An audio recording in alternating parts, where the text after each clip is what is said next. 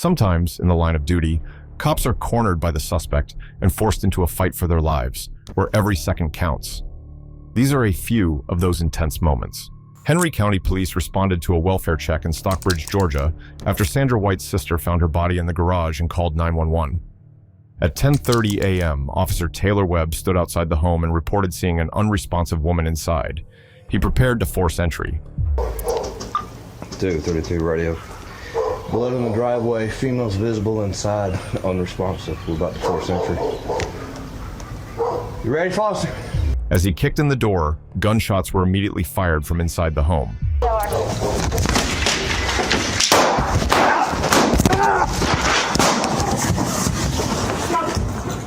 Webb was shot in the torso, and his body camera fell to the floor, continuing to record.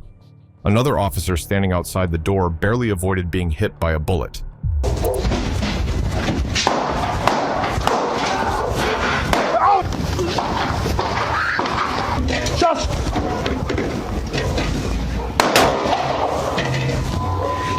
He's on the arm. A third officer, identified as Officer Keegan Merritt, ran toward the scene from his car. While attempting to take down the suspect, he was shot in the hand as he took cover behind a tree. Merritt then dragged himself and his gun away from the yard.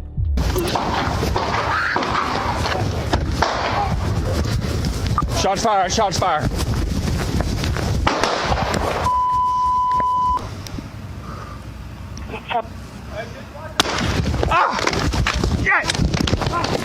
Shots fired, get right here, shots fired.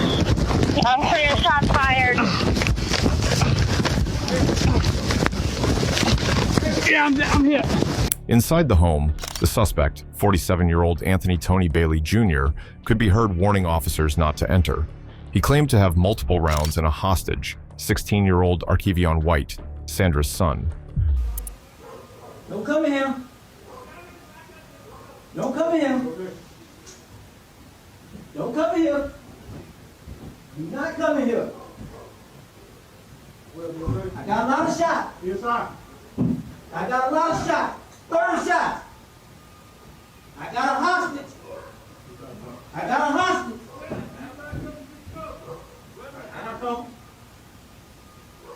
Don't come in here. I got a lot of shots. The standoff lasted for 15 hours as Bailey refused to surrender himself. Hey, man, come on out here. I ain't coming nowhere. Where's the officer at? He downstairs somewhere. Where's he at? I don't know. I hear him and he moved. Huh? I guess I shot him and he moved. I got a lot of shots. Officer Webb, after being shot, made his way to the garage where he found Sandra White's body. She was Bailey's pregnant girlfriend. Officers had to kick in garage door panels to create an opening large enough to rescue Webb. Pull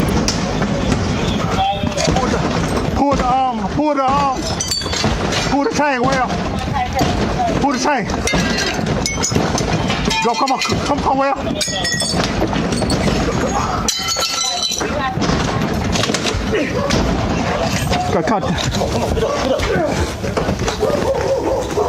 Eventually, police made a tactical entry and found that Bailey had killed Sandra White and her son before taking his own life. Reports suggest Sandra was trying to end her relationship with Bailey, which led to this. Both officers survived their injuries. On March 29, 2024, at around 2 p.m., a Sparks police officer initiated a routine traffic stop on a Ford Expedition for having no license plates. As the officer approached the driver's side window, the driver, identified as 34-year-old Anthony Wade from Reno, suddenly pulled out a handgun and fired through the window, hitting the officer in the shoulder.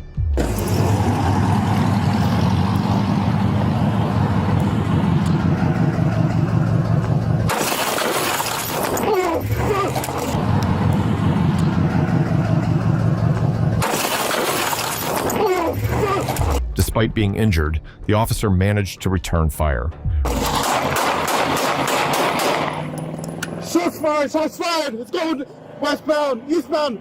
Wade quickly fled the scene, but he didn't get far. He ran a stop sign at an intersection and crashed into a U-Haul truck.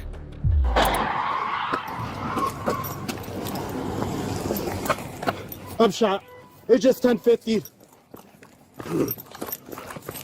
The officer sustained multiple injuries to his neck and scalp.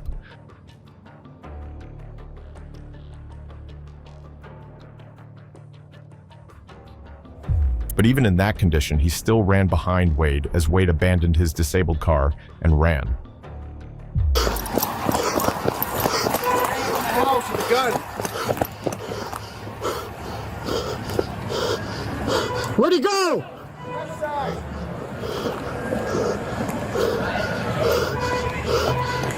Not long after, Sparks police received a 911 call reporting that a black male, later confirmed to be Wade, had broken into a nearby home. The resident confronted Wade and cut him with a knife before Wade fled out of the back of the house. 911, what's the address emergency? Hello, 911. Yeah. You were able to go in our house.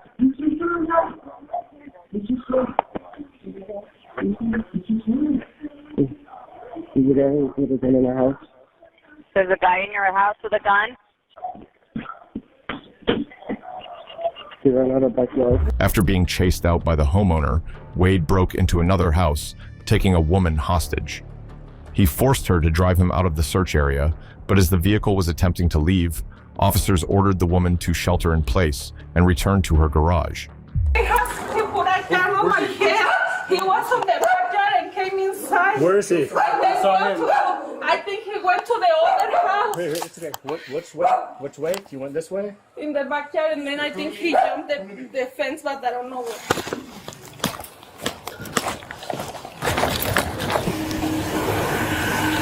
Alright, so we have a critical incident that's going on. It's kind of dangerous right now. Did anyone jump inside your yard or backyard? Where are you headed to? Okay. What I need you to do, can you go inside your house and shelter in place? Let's get this family out of here, and we need them for detectives. Wade remained hidden in the back seat and wasn't seen by the officers. He slipped away again, making his way into yet another house. This time, he found an elderly woman inside. As officers approached the house, the woman opened the door but suddenly dropped to the floor in fear. Wade started shooting at officers from inside the house, hitting a Washoe County deputy and a Sparks police officer. Officers returned fire and managed to drag the woman to safety. Hey, there's an older WFA in this house. She's the one I talked to.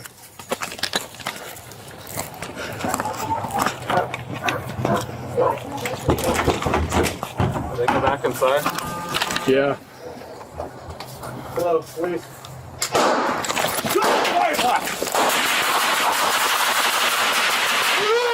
Get her up! Get her! Hey, stand up. Are you hurt? Get her up! Get her up! Get her up! Get her up! I got you. She's got shots in the I got you. Huh? I got her. Hand over here. There, I got one hand, you get the other.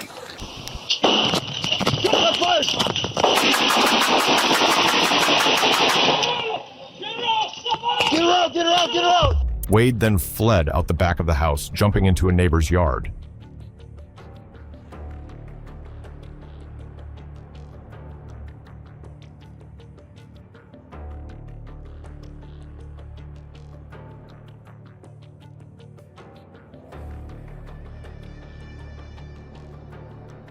At around 2:15 p.m., that homeowner also called 911. 911, what's the address of the emergency? Okay, and tell me exactly what happened. Somebody has broken in my house and barricaded my bathroom. The police have got the street blocked off. Please, God, wait down the front door and come in. Okay. He's barricaded in the bathroom? No, I'm in the bathroom. He's on my side. Does he know you're in there? I don't know, maybe.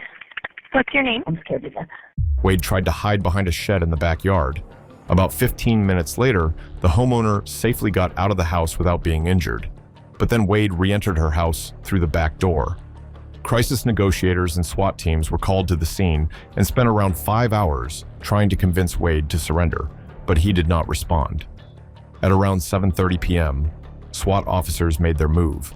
They entered the house's garage, where Wade had been hiding. Once again, Wade opened fire, striking an officer's gun. SWAT officers responded quickly, firing back as they retreated from the garage.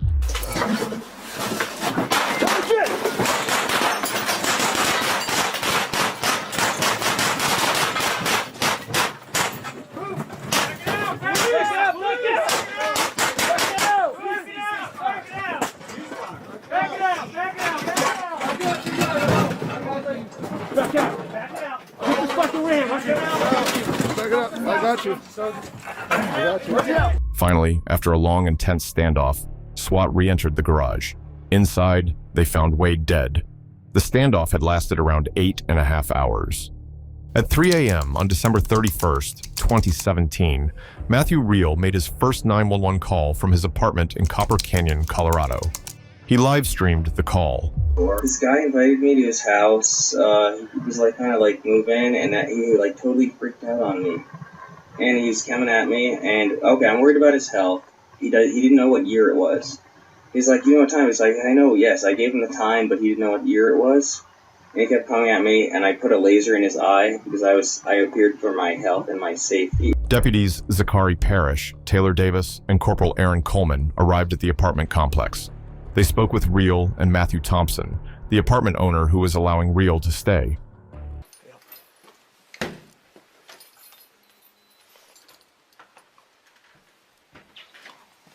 Coleman and Parrish went upstairs to the apartment. Reel answered the door and spoke with Coleman, while Parrish entered to talk to Thompson. Good. What's going on tonight? Well, my roommate freaked out on me and came at me. I even put a laser in his face, and I'm surprised. Okay. Why don't you come out here with this guy right here? Do you mind if I come in and talk with you, sir? Is he on anything? Does he have any mental disabilities or? Not that I know of. Did you guys get in a physical altercation tonight? No. Okay. I'm just going to get your name in, sir, and then I'm going to get out of here, okay? Downstairs, Reel started arguing with Coleman, refusing to provide his ID. Hang on. Parrish stepped in and calmed Reel down. No, Are you okay? Yeah, no, I'm fine. What's your first name again? Matthew. Matthew. Zach. Good to meet you. Good to meet you. The deputies concluded that no crime had been committed and left the apartment at 3:44 a.m. We're out. Good night. Happy New Year! And yet, later that morning at 5:12 a.m., Reel called 911 again, claiming Thompson had pushed him and that he wanted to file a restraining order. Parrish called Thompson at 5:19, but got no response. Reel briefly left the apartment, but went back inside when Parrish attempted to speak with him.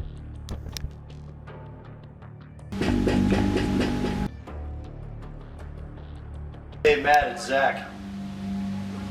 Matt. A few minutes later, deputies Parrish, Davis, and Michael Doyle returned to Reel's apartment. Reel blocked the door and recorded the officers with his phone before slamming the door shut. Who's there? Identify yourself. That's okay. I'm coming out. I don't have any guns on me, okay? I'll be a minute. Just give me a second. So what's up? Are you okay? Yeah, well, I want to file a domestic restraining order against my domestic partner. Okay. Okay. Well, can you help me? Yeah, I can. Okay, let's do that. I just feel like you're really upset. I'm not. Well, I am, because I was assaulted and you didn't help me. Tonight. He wouldn't leave me alone. He invited me in, and then I was like, please leave me alone. Well, he didn't assault you by... Yes, I was assaulted. You can be assaulted without physical contact in the civil sense. Well, then it's a civil thing, isn't it? Right. No, but that's why I want to file the domestic restraining order, right? That's why you're here now, right?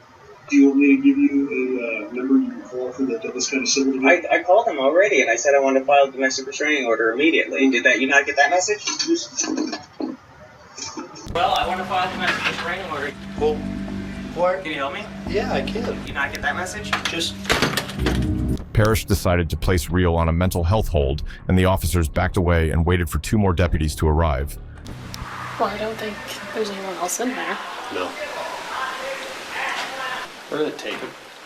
Or M1. For the next 20 minutes, the officers planned their entry into the apartment.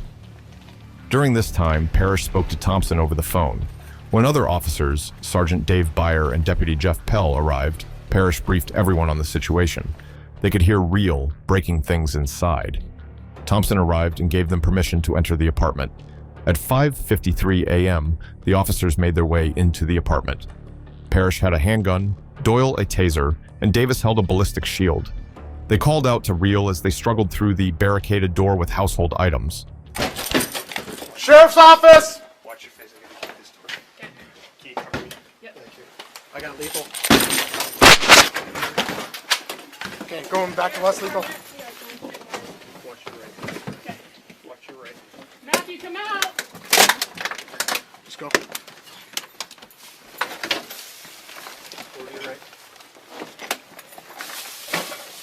come out. Is that his room right there? Yep. Matt, come out of the room now.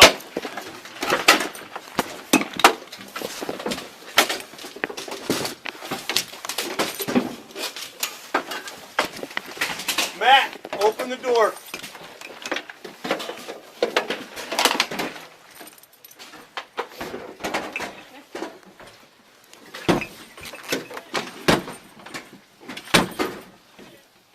Open the door. Without warning, Real opened fire on the officers with a loaded AR-15. Sheriff's office!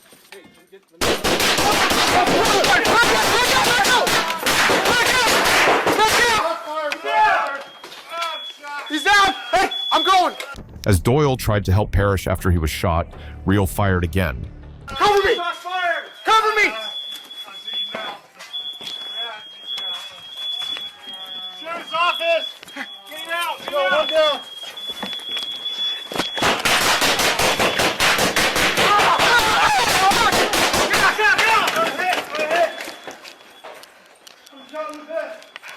I'm in the arm and the leg! This time, he managed to hit Pele under his armpit, just above his vest. You alright? Where you hit? Where you hit? Chest. Where you at? In the chest. Okay. Open it, open it. I'm bleeding. Where you at? In the chest. Where in the chest? Where in the chest? Right here. Alright guys. 305 had him. I'm shot in the chest.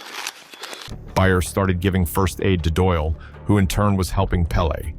It was then they realized Davis was missing. Stay with me, Pele. Stay with me. Sergeant, pretty good too. Yeah. I need a tourniquet on my left arm. Right. Are you hurt? Where's yours? It's right on my back right. Back door, or my butt right here. You're okay, Pele. You're gonna be okay. Davis had hidden further inside the apartment, found a window, and jumped out to safety. Sheriff's office!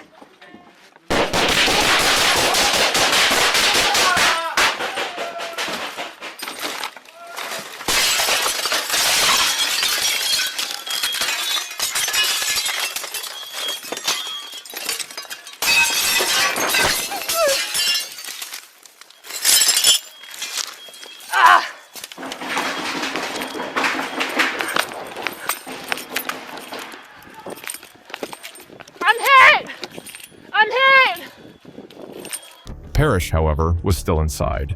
Where's Parrish? Here, it's on this side. It's on the inside. Parrish is in? Right there. Okay. Parrish is still in there. Parrish is still in there? Fuck. Davis called for medical assistance on the radio. We will evac our deputy that we have down on the outside to them. We have one deputy down inside the apartment. I'm not getting anything from him. All of us have been hit at least once. Byer attempted to save Parrish. Let's put together a rescue team to get that one deputy out. Him and two deputies, along with SWAT teams that had arrived, moved toward the apartment door, but were met with heavy gunfire from Real. The shootout lasted over an hour and a half. Parrish, can you hear me?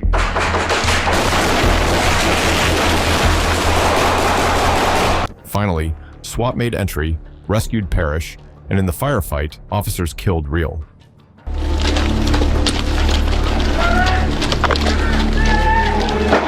The officers carried Parrish's body out and took him to a hospital, where they found out that he had died from his injuries. Doyle, Davis, and Pele were treated for their injuries. Matthew Real, a veteran with PTSD, had 15 weapons, including rifles, a shotgun, and a semi-automatic pistol. He fired almost 400 shots at the officers. On the afternoon of May 19th, 2024, San Jose police responded to reports of a man firing a gun at an apartment complex on Colmar Drive. The suspect, identified as 41-year-old Ricardo Villarreal, was seen shooting from a van and threatening residents, including a mother trying to return to her home. When officers arrived, they didn't hear any gunfire at first, but soon after, Villarreal stepped out of the van and fired shots at them. The officers returned fire, and Villarreal fled on foot into the apartment complex, shooting as he ran.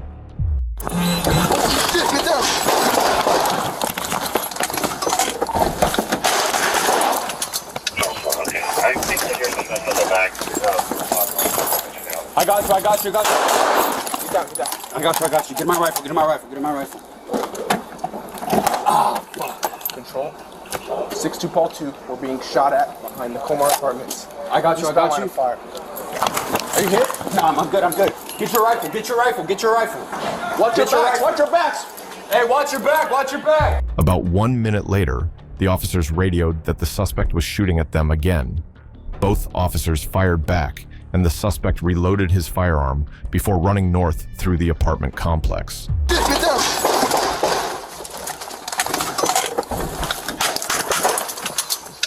Okay, I think that there's something in the back. I got you. Get down. I got you. Get my rifle.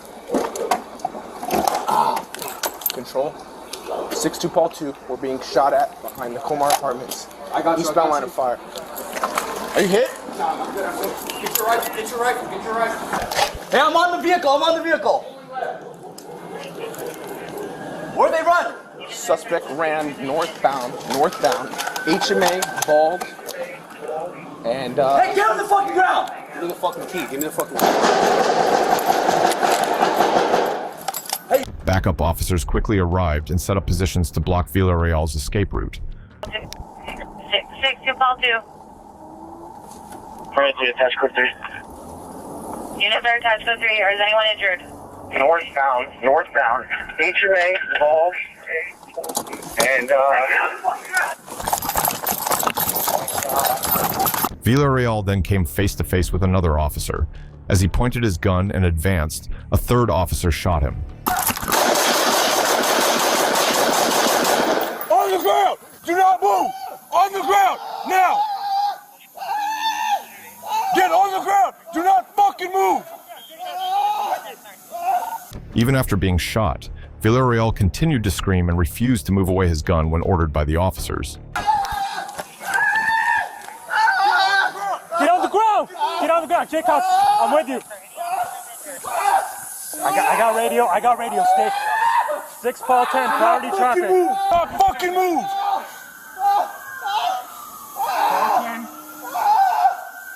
Keep your hands up! Do not move! Do not move! Do not move! I want to provide aid to you!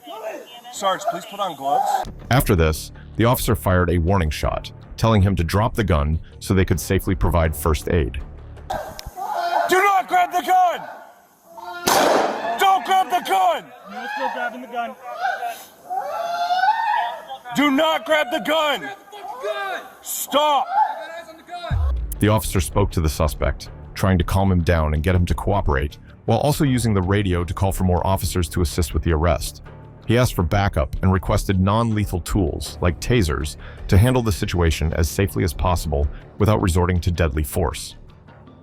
Get less lethal! On Comar, just at the first stand. Do not move! Do not grab the gun! Stop! Paul 10, we're gonna be in for Sir, we want to help you.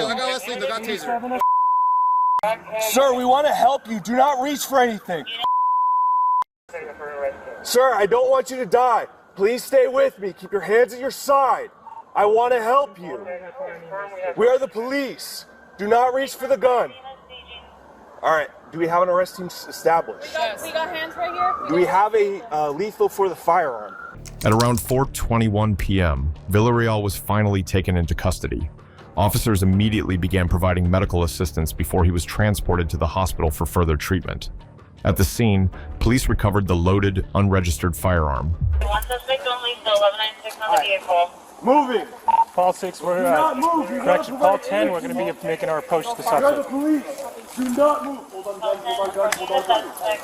Do not move! Turn motor.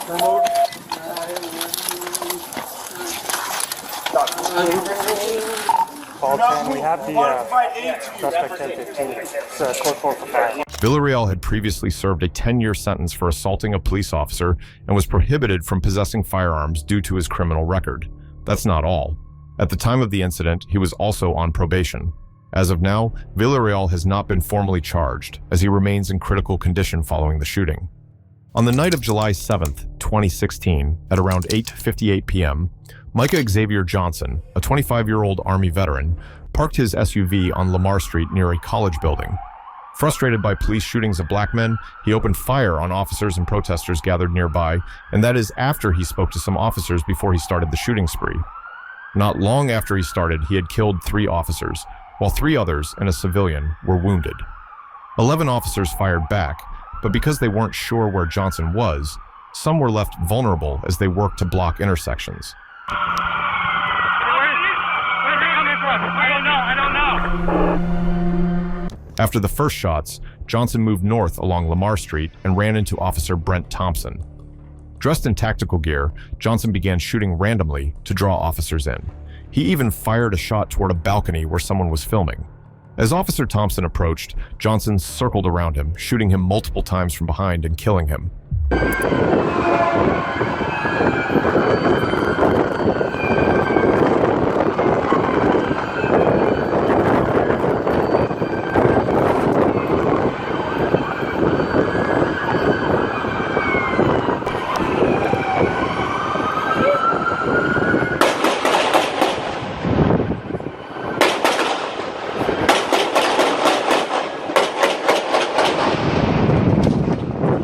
He's down.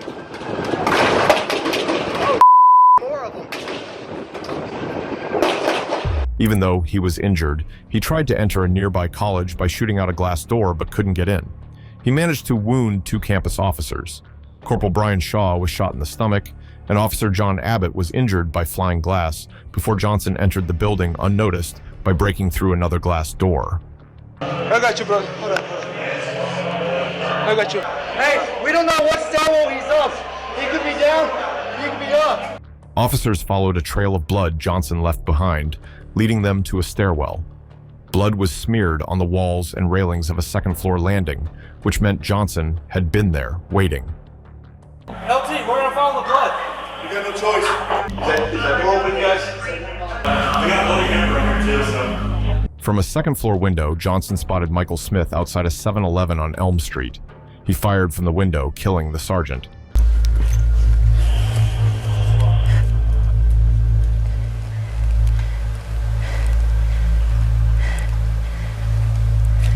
Shortly after, officers found Johnson. He opened fire again, sending debris flying. Damn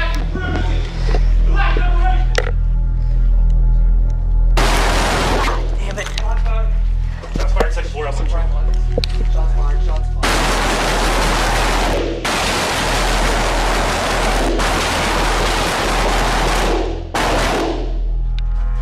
Stay, right there. Come out with your hands up! Drop your weapon and come out! No surrender! What's your name? Huh? X? Hey, X, how you doing?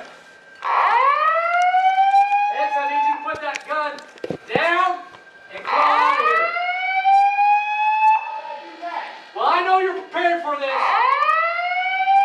Obviously, this isn't going to end well. The officers returned fire, but realized their cover wasn't enough, as Johnson's rifle rounds easily pierced through the walls.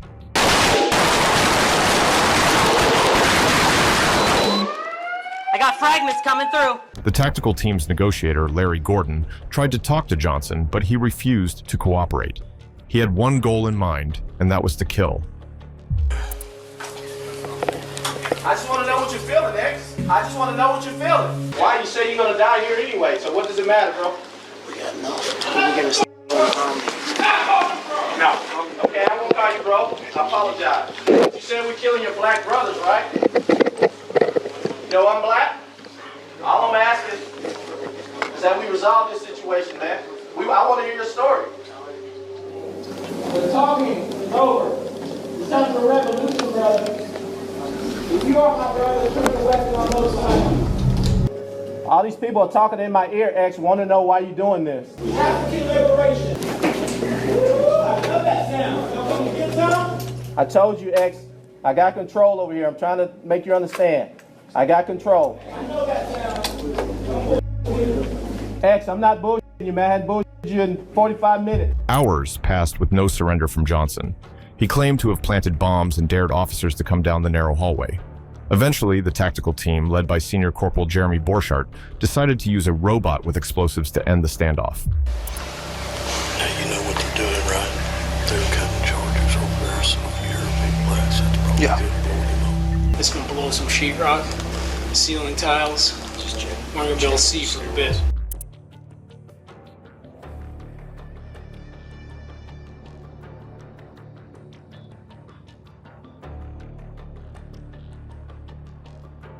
In the aftermath, Johnson was found dead among the debris with his rifle, 2 handguns, and more ammunition nearby. Officers also found a bag of supplies. In total, Johnson killed 5 officers, injured 9 others, and wounded 2 civilians. It's cases like this that, despite being difficult to watch, remind us of the harsh reality many officers face in the line of duty. Thank you for watching. If you want to see more videos like this, don't forget to follow, subscribe, and stay tuned for more.